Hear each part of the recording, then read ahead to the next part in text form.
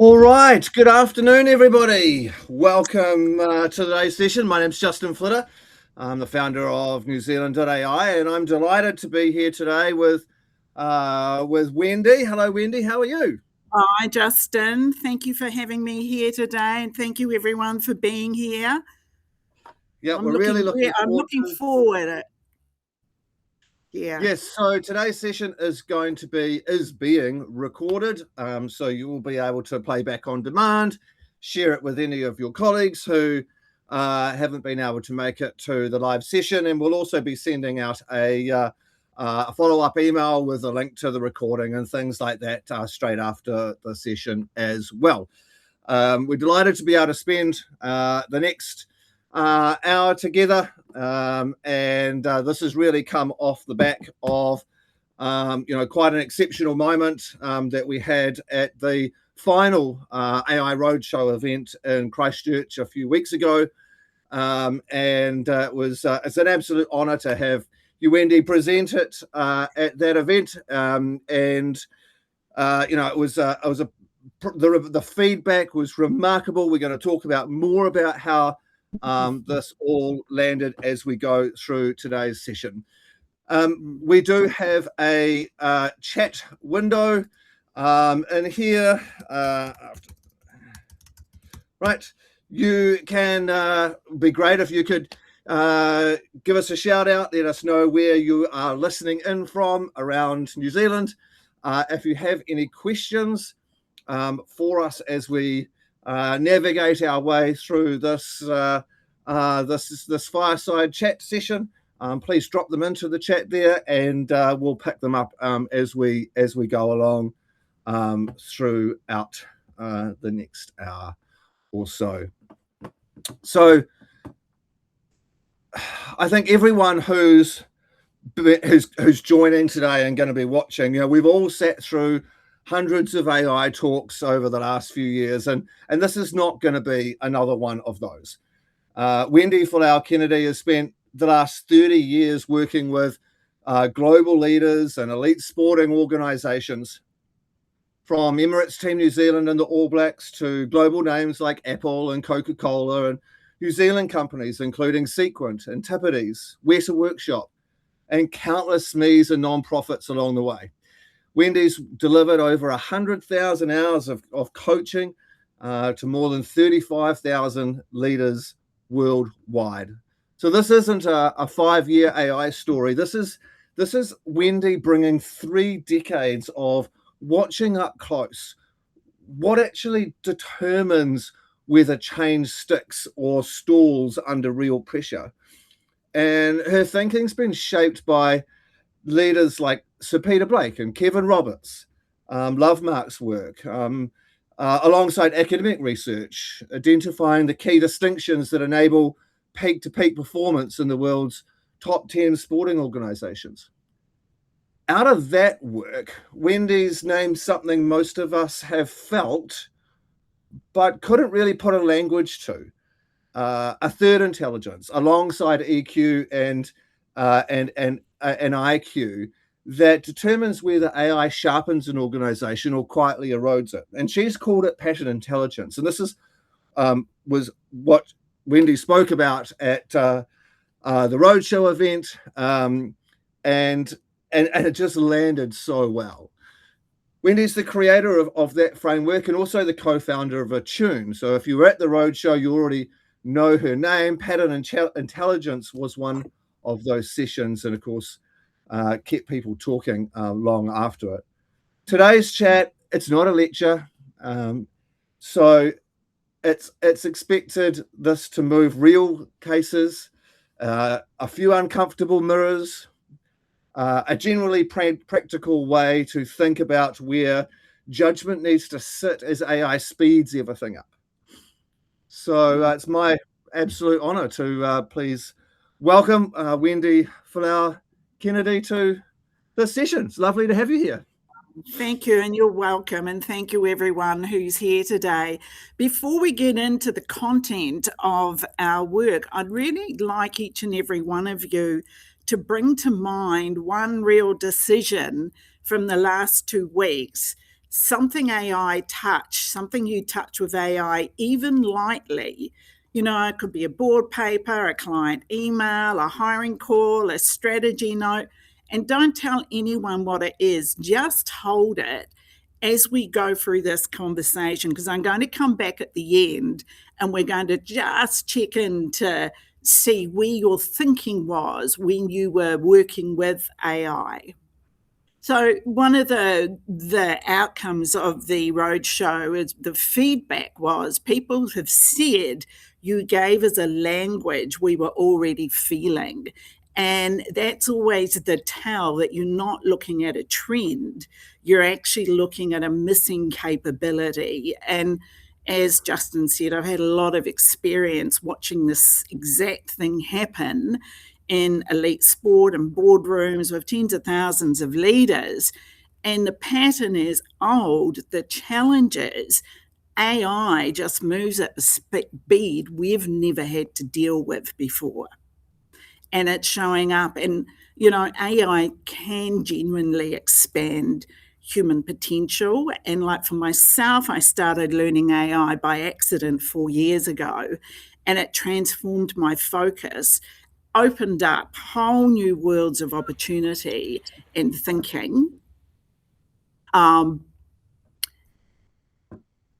got me focused on something quite unexpected. And the reality is people resist change, and the speed of change is very different now. This is not change management. We're in the transformation era. And we have to wake up. We have to become conscious. We have to know what we're expanding. So before we grow our potential, we have to decide deliberately what kind of human being we choose to be inside all of it. So we're at the very beginning of the transformation era, as I call it. And what we establish now shapes our children, our families, our businesses, and our communities. So this conversation isn't about AI, really. It's about that expansion, human flourishing. And that's my commitment to each and every one of you. It's not about AI. It is about human flourishing. And to do that, we've got to actually get to where we are right now and meet ourselves where we are, where we're operating from right now. All right, Wendy, as we go through this, just let me know when you want to flick through to another slide as we go, because I'm controlling that. So I guess let's start with what really landed, right? You kind of touched on a little bit. For those that were at, and unfortunately we didn't record the talk at or any of the talks from the Christchurch Roadshow, which is one of the reasons why we are doing this, so that we can share this with everyone. So, let's really start with, what actually landed at the Roadshow and why. So first of all, I wrote a piece called Provenance is Not the Point, in direct response to 3 things that happened almost simultaneously. So you can put the slide on, Justin. And I'm not, next one.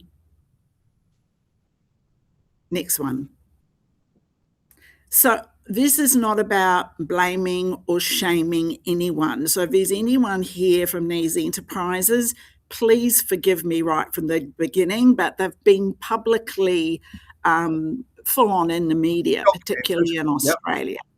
So Deloitte Australia delivered a government report inside of a $440,000 contract full of fabricated references and citations that didn't exist. They were AI generated and nobody properly checked it before it was shipped out. A lecturer at a university cited it and called it out. And then KPMG lost its CEO and head of audit after a whistleblower complained about misuse of confidential information. And then New Zealand Corrections recently, staff used Copilot in ways that breach the internal handling of rules for sensitive information here at home. Now, all of them had policy, all of them had guidance, all of them had governance, but the slippage happened anyway. The same failure wearing different clothes. So if you look at what's underneath it, as I started to explore that, most of the commentary went straight to provenance. Where did the information come from? Which tool touched it? How do we trace it? They're useful questions, but not the deepest ones. Provenance tells you where the answer came from, but it cannot tell you whether anyone actually thought about it.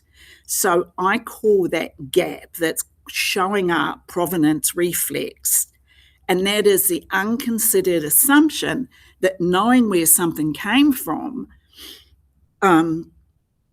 is not the same as actually having engaged with what it says. So the disclosure exists, the policy exists, the board paper is filed, and everything tends to be in order. The thinking may not have happened. So if you move to the next slide, Justin, where we look at the patterns. So there's 3 patterns. The second pattern, accountability drift. So, you want to notice the tools are called co-pilots, not captains. And the branding was actually honest. It was brilliant, actually. But in practice, if you look, co-pilot is quietly operating as the captain. So we can be responsible, but responsibility is shared across a team, a system. Accountability cannot be outsourced. That's the line AI is currently blurring. One small efficiency at a time, a little less reading, a little less wrestling with something, a little more fluency. It doesn't feel like a failure. It's a bit of a relief, which is exactly why it's dangerous. And the third is context drag. The same tool produces different outcomes in 2 different organizations, and the tool is never the variable. If a team already avoids those hard conversations, AI helps them avoid them even faster. If leaders already outsource judgment upwards, AI gives them better looking material to send up the chain. So AI doesn't create trust where there wasn't any. It gives distrust a faster interface. These large language models, as we know, are just amplifying the patterns that they have discovered through their training data, right? Yeah. Now, the models then are reinforcing those patterns from the training data. Yeah. But then when you, as a user or as a company, provide data into that context engine, then it's just going to be replicating the patterns that already exist within that set. So we might have called it kind of bias, and as well in some sense, although bias wears different hats too. But again, this is, the context that we need to sense, think, act, decide needs to be robust. Otherwise, we're just doing the same shit faster. And look, when we're in it, we're in it. We don't see ourselves, we're operating and we're in it. So if you understand how AI works, you already understand why pattern intelligence works. AI is fundamentally a pattern system. Machine learning recognizes the patterns in the data. Neural networks process the language models and process patterns at scale. Large language models predict patterns in language, and that's why AI is so powerful. It sees patterns and acts on them. But here's what most leaders miss: we're pattern systems too. every organization runs on patterns, trust patterns, decision patterns, avoidance patterns, power patterns, accountability patterns. So when you deploy AI, pattern amplification technology, into an organization, that's really just a living network of human patterns. And when you put an amplification system in there, it's just going to drive up what's already there, especially if there's dysfunction. It's just we scale it at speed. Yeah, so Mark made a good point here around isn't context drag as a bias amplification just a good or better prompt away. Now, it's kind of possibly, I think it's deeper and more complex than that. We've started to see things like Perplexity add in, what was the word they do it? Basically, they're using 3 different models to work on the same prompt or the same query, and then cross-reference it to be able to provide more accurate responses, right? And we're starting to see more of that. I mean, certainly we've all done it. We've taken something out of ChatGPT and chucked it into Claude and checked it and doing all sorts of things, right? But there's also a way of asking the right questions, right? And this is the key thing. How do we ask the tools in the right way so that the citations and the way and what it's searching for is actual information. It's not generating the response from. So there is a way of doing those sorts of things. Mixture of experts. That's the one. So what's really important is that we are a human being. And our brains are wired for survival and ease and comfort. So, to take a shortcut's really quite simple. And we all have our own already always operating context, is what I call it. So, the thing that I want to make, we are mirrors, and I'll get back to that whole context environment in a moment, but hold that question. The thing is, patterns aren't history, right? Most of us talk and treat patterns as history, something that happened, something we study, a case issue, a catalogue, looking back on. But you want to consider here, and you don't have to agree with this, but I'm actually inviting you to consider that patterns don't sit in the past, they actually sit in the future, because the pattern that was formed yesterday is the one that's about to repeat itself and tomorrow at speed now. So if we're creating prompts into the already context now, already existing patterns in the way that we know to work, it's going to get fast, it's going to get better, we're going to get great answers, but there's a whole new habit system that we're now going to have to form. Okay, so let's take this a little bit out of the AI context just for a minute and go, let's say you've got an organization, they're about to roll out a new ERP platform. That means they're actually locking in some respects, the way that they are going to work right now and predict that that's the way that things are going to need to be for the next however long that life cycle of that ERP system is. Because, and then it's a case of, how easy is it for them to adapt, change, flex as this model? And it might be that actually that's a handrail, a handbrake, That's exactly it. If you look at context drag at what goes on in the enterprise, what you'll start to notice, and this is no different in AI than previous tech, when you're implementing change, things get difficult because you get resistance, you're dealing with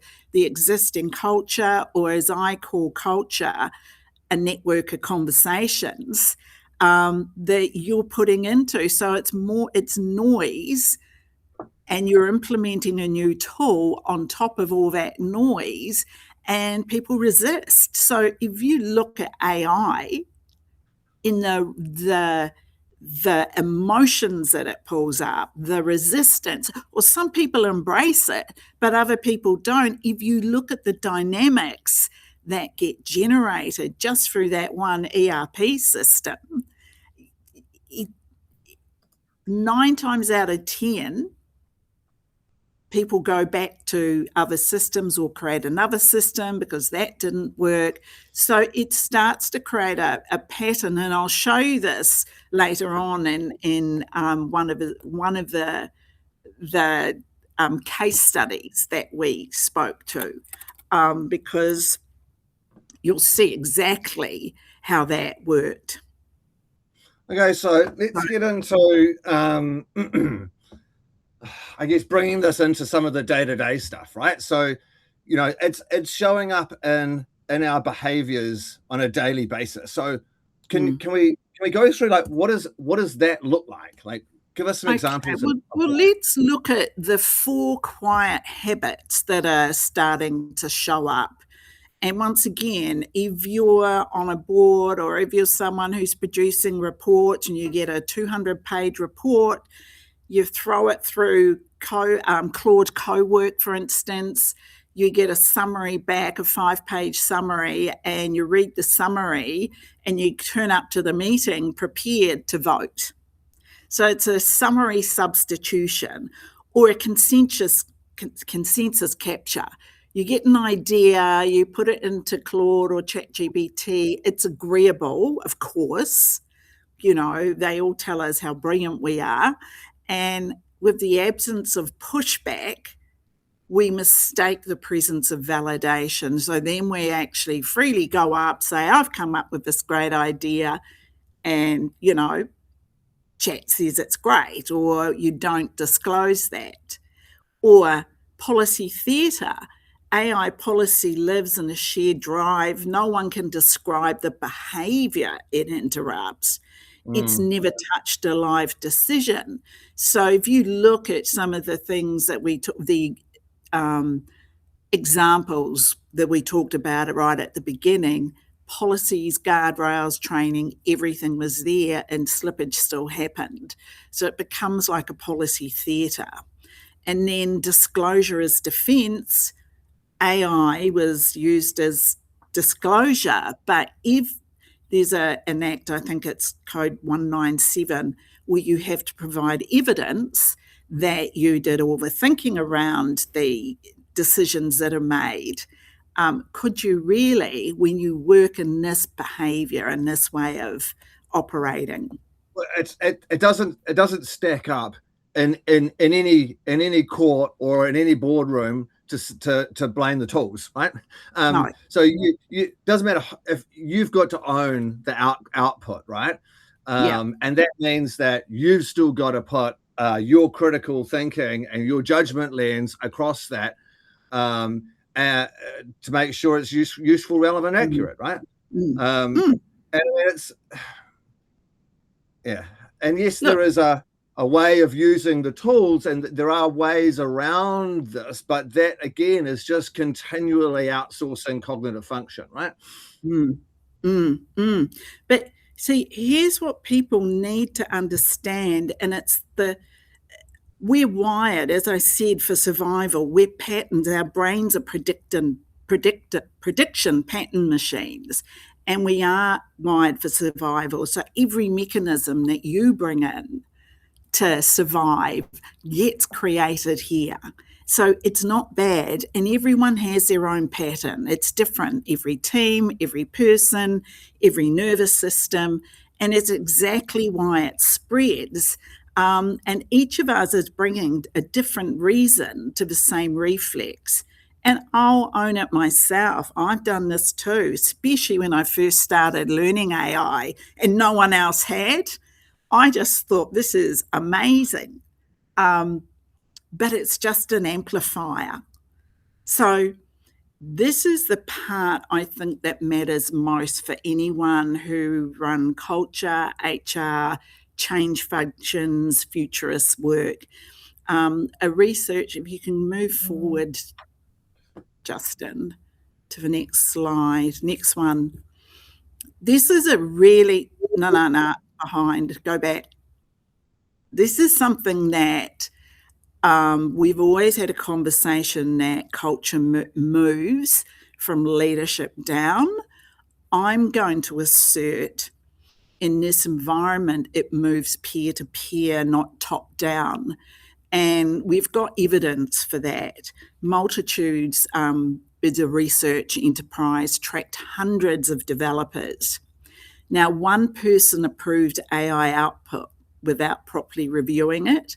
Within weeks, 2 or 3 followed. By month 6, 15 to 20 were inside the identical shortcut. So they called it AI slop, contagious, lateral, faster than any policy. And, like it's one person spreads to 2 people, spreads to 3, and by the time month 6 came, there's 20 people do it. Now, it's what happens. It's the culture and part of the human being behavior and habit. So, someone does something, they don't get into trouble for it. So, well, this is the way we'll all do it. And it's all unspoken. It's all just unspoken. And if you're commercially minded, the research says that the annual performance swing in a typical mid-size New Zealand to Australian business is not which AI tool they bought, but which patterns it landed in. And it could have an 800,000 to 1.8 million swing, depending on the business and the size and the scale. So it's something to remember is that if we talk about human flourishing, that's also economic flourishing as well, because that's, each and every one of us needs to be able to have an economy be abundant. So I want to play a video that will give you an exact example of this. The 3 people on the left are actors. They've been briefed to stand or sit when they hear this. Everyone else that's brought in is a genuine shortlisted applicant. They've been given no instructions other than to fill out their forms. My team and I were secretly watching from another room.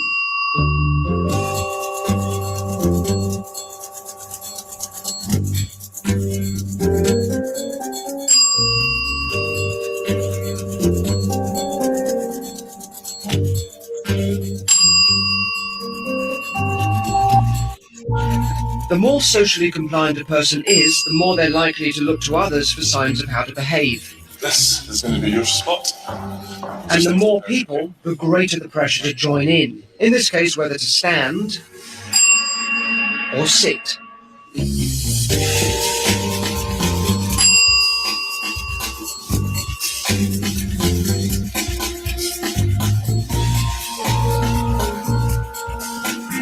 Those people that didn't follow the crowd were removed. I think I have to lose Amy, sadly. Anyway, with me. Once we had a full house, we got rid of the actors, leaving us with a room full of compliant people standing up and sitting down, even though nobody told them to do this.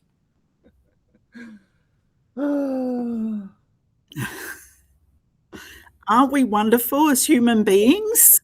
It's hilarious. So you mentioned before, well, how does this show up in daily behaviour? What does this actually look like? And how does this play out in organisations? Well, let's look at an example that I worked with. I worked in a company in Sydney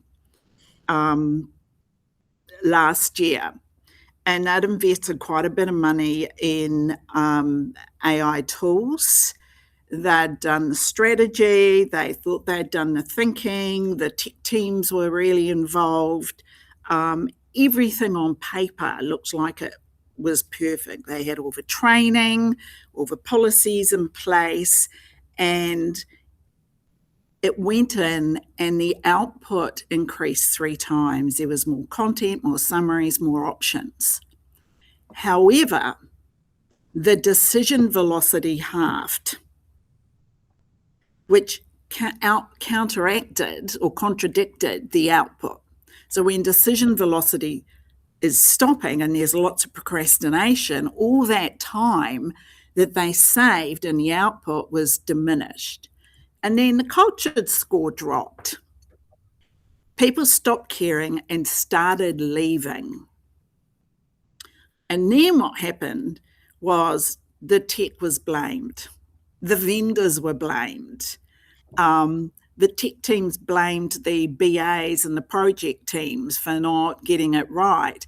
The leaders blamed the tech teams and then the people. And the people we're not buying this. So all the people's conversations, if you look at the context, just started amplifying. The thing that we discovered is the context and the culture was already there. It was never addressed. It just went on and AI was going to be the company's growth strategy. And then it failed. So it didn't go that well. And so we had to come in and then start looking at the patterns and the behaviours and work with the people and look at the humans in the loop and look at what was missing.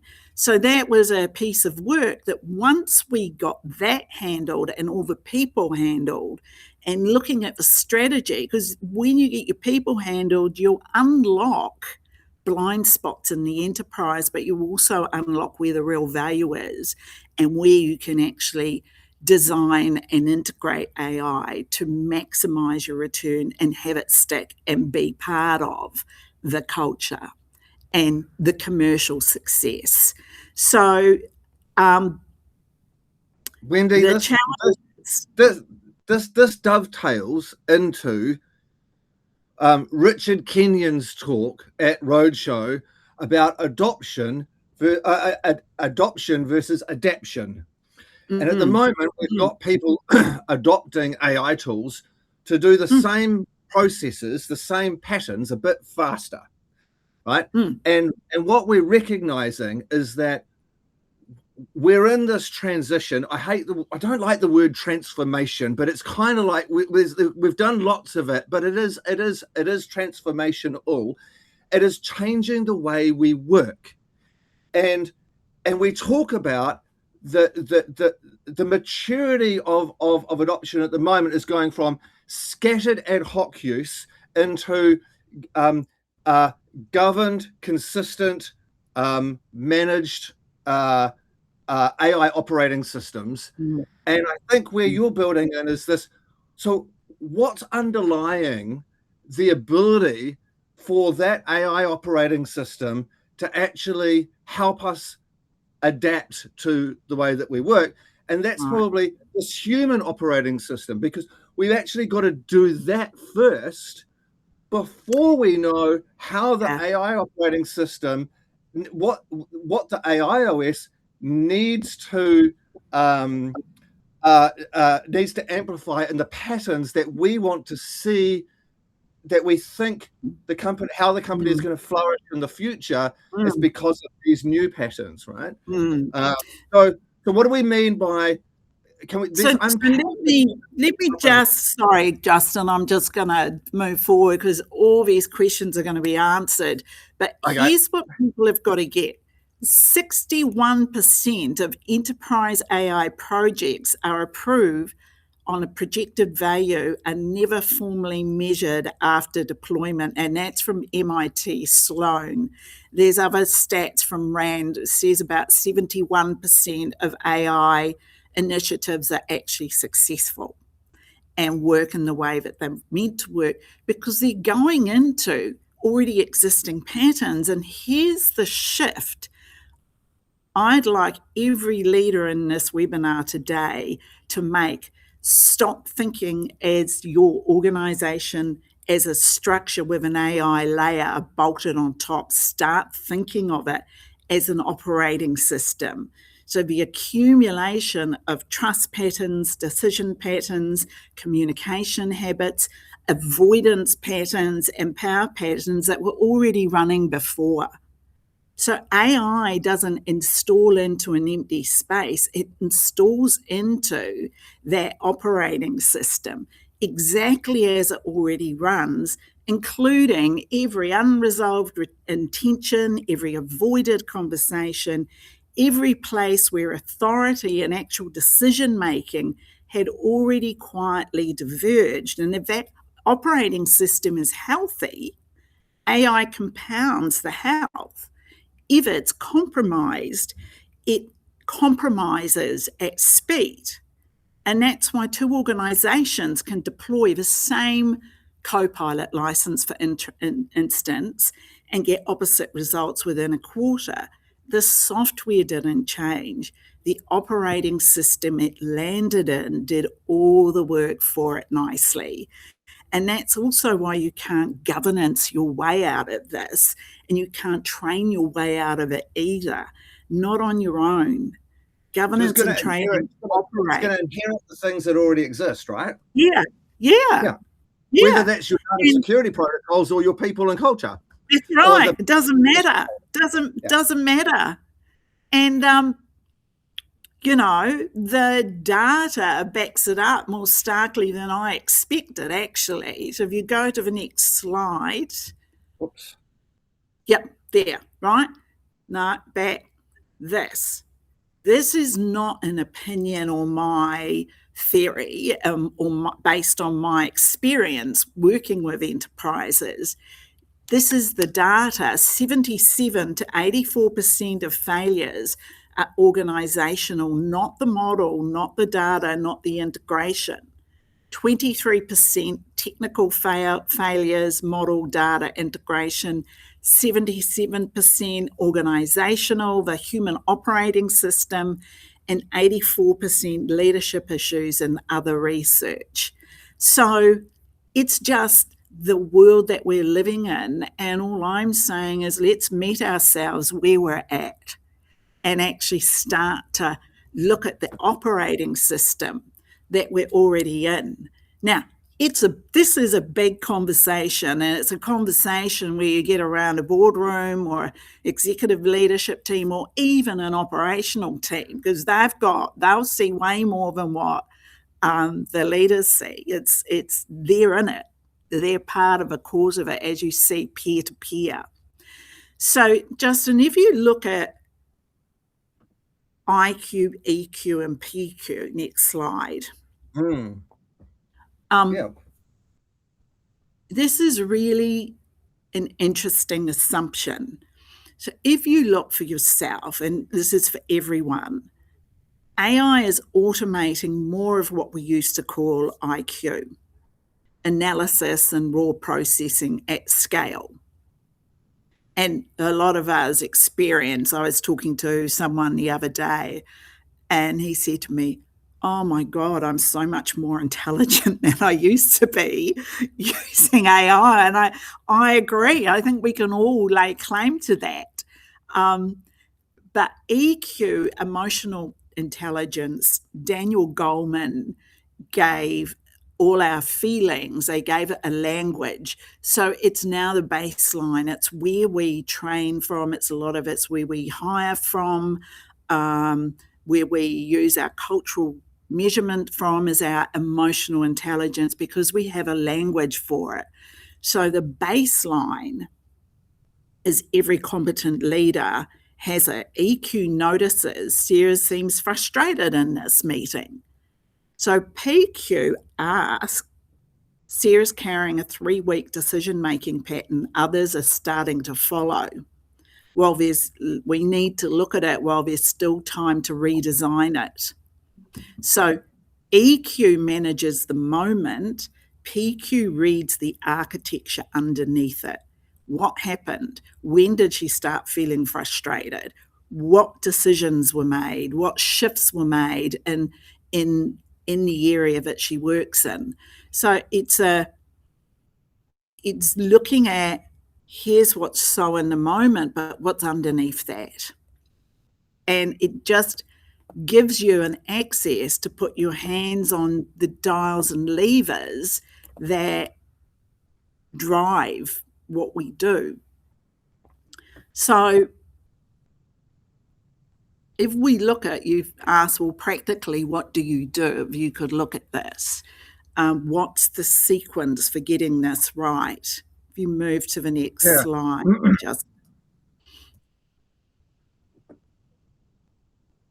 So I'm saying people, performance, then AI, not AI first with people catching up. That's conventional wisdom, and it's backwards. Get the people right first, get their mindset, their capability, how they actually communicate, where they really are right now, not where the organizational chart assumes they are. Really get into the world of the people, understand what's actually happening underneath the emotional noise, and then you can start to attune the organization. And I'm talking not alignment. Now we have to start attuning, starting to be able to sense where things aren't working, starting to able to see as a leader, oh, we've created a strategy, but really the team aren't compliant. How come we're not implementing it? What's happening that this happened? So attunement would probably be the single most step in the whole sequence, because it's built on top, everything else is built on top of it. Then we've got to work with the business, the workflows, the strategy, the structure, the setup for commercial success. And once that is done, then you've got the AI stack, where you can start to do something really brilliant that's going to unlock the value in the business, not just for the business, but for the people. Because in all my years, if things aren't better off for the people, the commercial results don't follow. So, I've said in the beginning, AI is the opportunity for us to expand and develop and fulfill our potential. But unless we're dealing with our own mindsets and our own capability and who we are for not only ourselves but for each other, it's going to get tricky. So I'm saying understanding the patterns, and it's also with data. Actually, there's so much data in businesses, being able to curate it and cleanse it in a way you can actually use effectively so that it makes a difference, so that you can actually understand it and work with it for the future and for the most value. There's just this opportunity that we haven't had before. So AI just doesn't automate our work. It amplifies the pattern environment underneath it.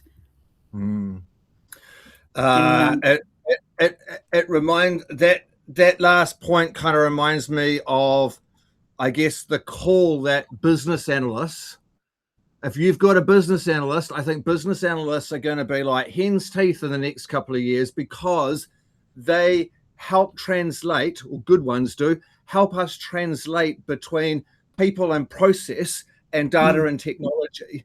And I think that's, I think that there's going to be, those sorts of skills are going to start becoming really, really important. So in this session, everyone watching this webinar, we all have different roles. We're all at different points on our journey. Where do we start, Wendy? What do we do tomorrow? What do we do this afternoon? Right. Well, let's look at the next slide. So if you're a board member or director, and if I want you to actually look at this. If you're a board member or director, if a regulator asks tomorrow for evidence that you personally engaged with the AI-shaped inputs behind your last 3 material decisions, what would you actually submit? Not minutes, not policy documents, evidence. So that's the first thing, if you're at that level, is actually making sure the evidence is there. You're being accountable, and triple check it. making sure you know what's there. And if you're a senior leader or a CE, where are your people producing more but deciding less? Really start to be awake and conscious to that. The earliest sign output rose, probably while judgment quietly fell. And if you're a tech leader, are you only asking what the tool can do, but are you asking what pattern or what context it's landing in? The tool is ready long before the enterprise is. And that's something else that as tech people, it must be really frustrating because you can see these tools, but if the people aren't ready, then you're going to have failures. It's inevitable.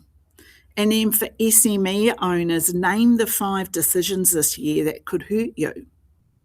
Are they strengthened by AI or softened by fluency? There's someone I worked with had a lease agreement, ran it through AI and signed it because it didn't show any errors, and signed it, and they thought it would save them legal fees, and what happened? Got themselves into a lock. And government and regulators, what behaviour is your AI policy actually interrupting? If your people can't say it's a pattern problem, it's not a policy one. And for advisors and lawyers, what's the one judgment call a client would still pay you for? You know, even if AI drafted the document in seconds. So that's where to start, by the seat that you sit in. And it's giving up those provenance reflex reactions, the accountability drift. It starts and stops with you. And the context, being able to explore the context with not taking all the meaning out of it, just looking, okay, this is interesting, here's a pattern. Here is a pattern. So if you can start to look at where you operate from now, that is the best place to start. Doesn't have to be rocket science, doesn't have to be anything else, but noticing your human operating pattern and putting in some habits that catch you out. And I've had to do it. People around me have had to do it. I've had to train board members where they're thinking from, how they operate, how they relate to different things. But if you look at it, everything we've said today is backed up by data. I'm not saying I'm right or wrong. I'm saying the data tells us the access you have is understanding your own humanity, your own patterns, and really exploring the context that you're already in. And look, working behind a computer, prompting, it's from your frame. It's all your mirror. And that's the interesting thing. You're going to get the same things out. People ask me at the roadshow, actually, how do you stop your personal brand from running away? Because we're using chat, but I'm saying, well, you're a mirror. It'll just amplify it. And she said, I went home and, oh my God, you were right. I was designing my brand. So being conscious of that, that's your opportunity, is being present and being conscious and looking at your patterns and looking at the patterns of people around you. We all have them. So it's also evidence of what the feedback came from the roadshow was that you gave people a language to describe the things that already exist that they couldn't articulate, right? Which was that kind of real aha moment that came out of these sessions, and I'm getting throughout this talk as well. So let's take us back to the beginning of the session, or unless you want something else you want to add in. But I was saying, take us back to the beginning and reflect on that kind of opening piece you had around that decision. Right, the Provenance Reflex. Yeah, or that, go back to the decision that you brought us to mind to start with, right? With pattern intelligence. Yeah. Yeah. Well, I'll share with you this. Can I share a personal story about how this all started? Of course you Right. can. So my husband passed away suddenly 4 years ago. And at that time, I had a person in America approach me to see if I wanted to participate in a pilot AI program. So in my grief, I thought this will keep my brain active. And I'd been around tech for a long time. I worked with Team New Zealand when their whole strategy was around tech and innovation. Then I looked after the digital content forum for the Rugby World Cup back in 2011. And then doing this AI course, I sat there. It took me to a whole new realm. I saw something new that was possible, but as a behavioral scientist and someone who works in organizations and business, I also saw leadership weren't going to be able to keep up with the speed of things that was coming or the choices that they had. We weren't ready for it. And when I started talking about it, I started talking about emotional intelligence and, this synergy of AI, but people weren't resonating. It was too early.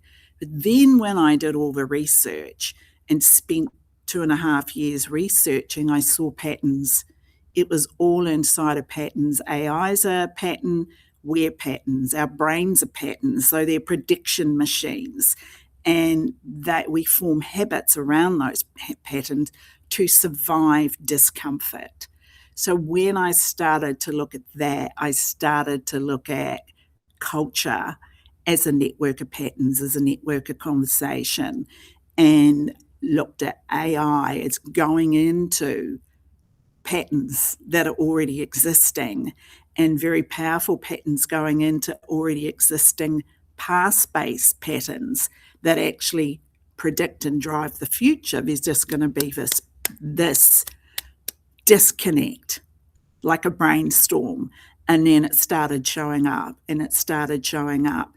And then people who knew how to read patterns started to say, oh my God, this is what's going on. You've given us something to put our hands on these levers. So it's really about looking at, okay, these are the patterns. This is how we can interrupt things really fast for an organization. So the technology that's going in there and the speed that it's going in there will give leaders the ability to slow down and do the thinking and be accountable and look at their own habits and behaviors and what they take into an enterprise, because I'm really clear that culture actually spreads peer-to-peer. Because if you look at Deloitte and KPMG and New Zealand Corrections, most rigorous governance structures and policy structures in place, but the slippage still happened. So it's a pattern that went into, ChatGPT, cool, this is comfortable, this makes me look good because it looks really great, and boy, where did this research come from? But no one was accountable. It just didn't stop with them. It was just handed over. No one was accountable. Sentencing reports, no one was accountable for that. But they were allowed to, because that was the operating system or the context that everything was shaped by. So I call it WeQ, we intelligence, but that's a whole other conversation. But if we really this is our opportunity to expand and actually start creating and designing the future free of the constraints of the past. AI is our perfect partner. And the work that you're doing, Justin, to bring that capability into the marketplace is so important because it works hand in hand. But I'm very much people first, business structures, and then AI. So the two honest places to begin is that we've designed a pattern intelligence diagnostic for people who are on this webinar today. So it's just to identify I which did it of last night. I did it Oh, last did night. you? I'm not going to tell everyone what it came back with, but I did it last night, and I thought it was very interesting. It got me deeply thinking about things. And that's what it's designed to do, is have you think. Because really, this is all about people.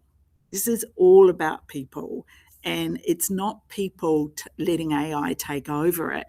It's not people resisting AI. It's actually people being conscious and courageous enough to lead with AI, and I say, and pattern intelligence, because that's where what I would call the magic starts to show up. That's where something that wasn't predictable starts opening up. So, that's that human flourishing and not making yourself wrong. So I'm really keen. I'm putting out a lot of information for people to start reading on Substack. The latest article is The Economics of Awe. So I talk about fear, real fear and phantom fear, and how that shows up, and all the latest stats around Australia and New Zealand businesses. So everything's grounded in statistics. What I'm saying is not opinion. And pattern intelligence, my assertion is an access to something to interrupt and shake up something, even if it's for your own self and your own brain. And the other thing is, patterns it's a language that people are using more and more, and patterns is Indigenous cultures use patterns. Weather patterns, seasonal patterns, they've always been there. So it's the natural thing to actually look at is patterns and our human operating system. And there's so much more to unpack, Justin, and I hope this has given you all food for thought. If you want to have a conversation, we're sending out an email in the next few days, Justin, is that right? It'll be out in the next hour, so people will be able to. He's fast.